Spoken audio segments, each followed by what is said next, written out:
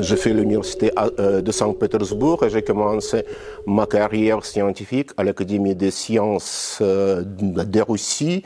Et dès le début de mon activité scientifique, j'étais engagé dans les recherches sur l'archéologie et l'histoire médiévale de l'Europe de l'Est. Parfois, on me demande si je suis historien ou archéologue.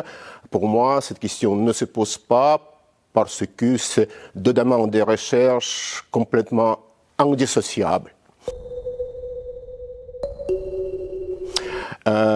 Ici, à Caen, je continue mes projets axés surtout sur les transferts culturels entre l'Europe de l'Est, la Scandinavie et l'Europe occidentale. Voilà l'histoire de Kiev, un beau sujet. Non. Mais je pense qu'aujourd'hui, c'est plus important de relire et repenser l'histoire et la culture de la Russie. Il faut comprendre d'où ça vient cette agression brutale et cette obsession russe de l'Ukraine et du monde occidental. Il faut également essayer de se dégager des mythes et de la fascination russe présents souvent en France. Je suis venu à Caen dans le cadre du programme PAUSE, le programme d'accueil d'urgence des chercheurs en exil, mais j'ai travaillé avec les collègues du CRAM plus que 15 ans. On a fait pas mal de projets intéressants. Peut-être vous vous souvenez de cette expo dans le musée de Normandie en 2011 qui s'appelait La Russie viking. Je me trouve ici à Caen il y a un an. Je suis ici comme un poisson dans l'eau.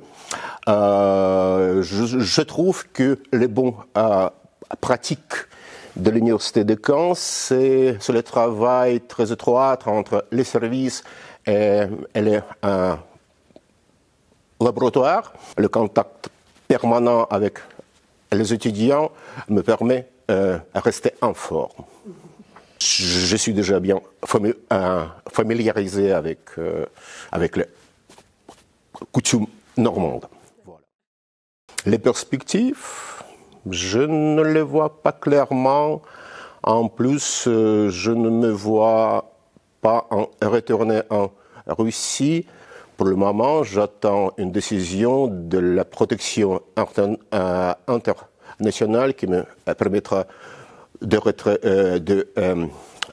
rester en France. Ce que j'aimerais bien savoir, comment je peux utiliser mes connaissance de 30 ans sur l'histoire, la culture, l'art et l'archéologie de l'Europe de l'Est, après qui et dans quelle mesure ces connaissances peuvent susciter l'intérêt en France, et ça me permettra de trouver une place dans la vie française.